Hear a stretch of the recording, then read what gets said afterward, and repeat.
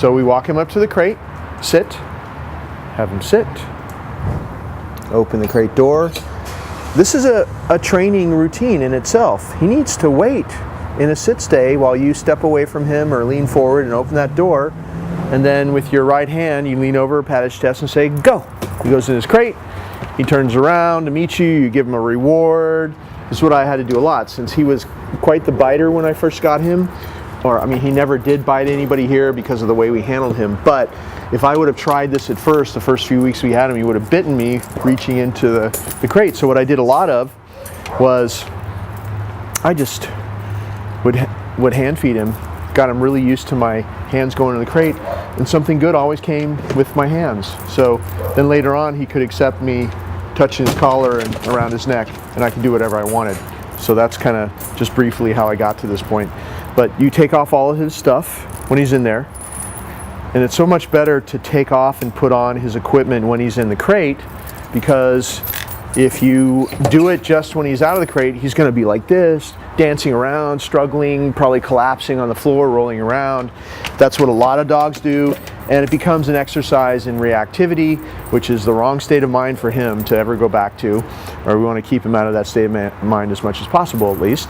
And also, it's disrespectful. He needs to be calmly just waiting there while you take off and put on his collars.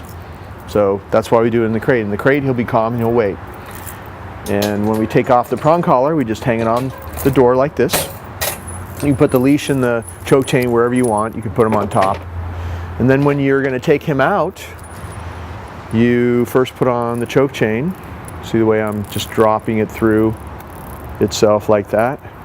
And then I always go in with a gift. Even though he's fine now, I still do it anyway. And I stick my hand through this, and then when he takes the treat, I just slide it over his head. He basically I draw his head through, so he just kind of puts on the choke chain himself, almost. And then see how he's waiting? He won't come out of that crate door until you allow him to come out. He respects that boundary. You control this boundary. He'll only come out when you allow him out.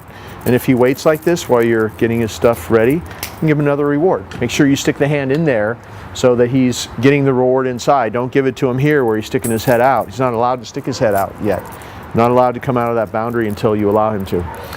And then you hook up the leash to the prong collar first so that you're all ready to go. You just reach in, put that around his neck, hook it up, and then if you're going to take him outside, especially out on the street or somewhere, double up on the choke chain. The choke chain is only for safety. It's just in case the prong collar comes off, you don't lose him.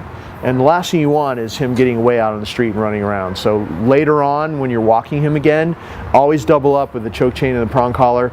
And I would recommend just doing that from day one when you get him back, so that it's just like second nature and it's always the way you do it. That way when that prong collar comes off, which eventually it will at some point, you don't lose him. The leash or the choke chain takes up the slack, and you don't lose him, and you still have him because the leash is attached to the choke chain as well. So he's waiting.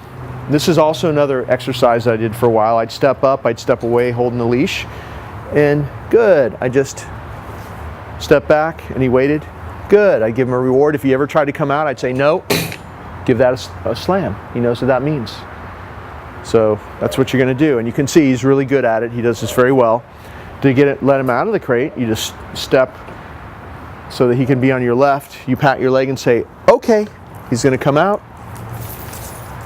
And then you do your little left circle. If this is going to be in your living room or whatever room it's in, do your little left circle there, come back, close the crate door, and then you can take him on his walk.